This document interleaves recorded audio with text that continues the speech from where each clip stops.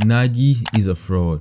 It kinda hurts saying it because Nagi was my favorite character in Blue Lock, but in the recent chapters, he's been getting absolutely destroyed by Rin and by Barou.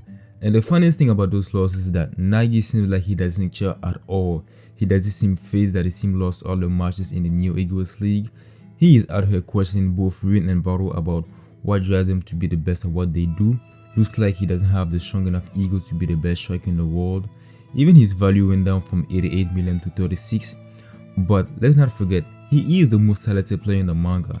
He only started to play soccer at 16, and maybe that's why Nagi doesn't have the desire to be the best in the world, because soccer was something that he picked up when he was 16, not when he was younger. He never had dreams to be the greatest like Rin or Izagi or Barou. It's something pretty new to him, so maybe that's why he doesn't have the dedication to improve for himself or for his own ego. And Nagi himself is too reliant on Rio helping him to create his goal, which is a direct contradiction of Blue Lock philosophy. Even Genpachi Ego remarks that Nagi's goals against Bayern Munchen was just a fluke because it's not something that he can replicate every time. It's not a clear-cut goal formula that he can use at will against different opponents. He knows that Nagi has the talent to be the best striker in the world, but does Nagi have the mentality for it? For me, that's why Nagi is falling out at the moment. Unlike Izagi, Rin, Barou, who all have the goal or the desire to be the #1 striker in the world, Nagi is always perplexed on why he plays soccer. Is it because he enjoys it? Is it because he wants to be the best player in the world? Or is it because his best friend Rio is playing soccer? It's not that clear.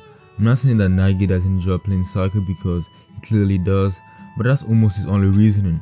Barou even calls out Nagi's lack of hunger at the end of the match and points out of him just pretending to fight.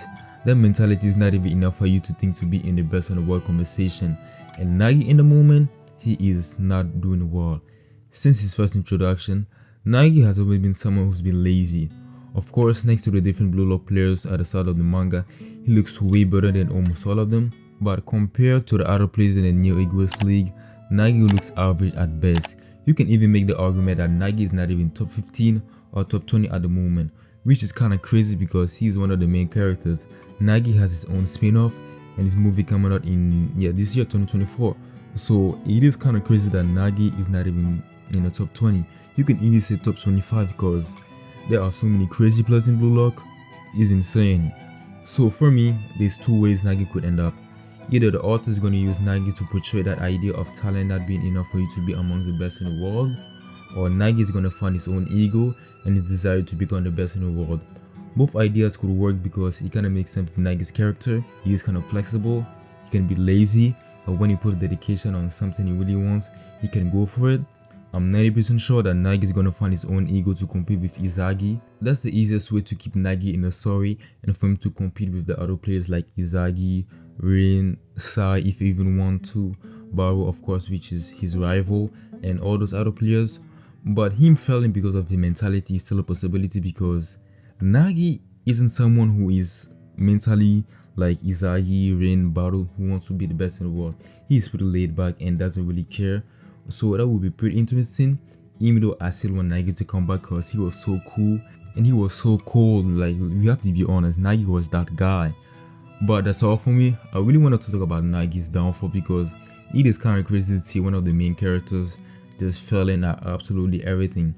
After that Bayern Munchen goal, Nagi got destroyed by Rin and by Barou, and the fact that Manchanti and Borcha lost all the matches means like Nagi is at the lowest he's ever been.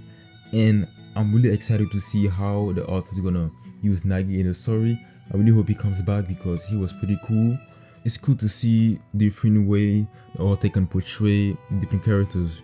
But thank you for watching. Don't forget to like and to subscribe if you enjoyed it, and stay safe.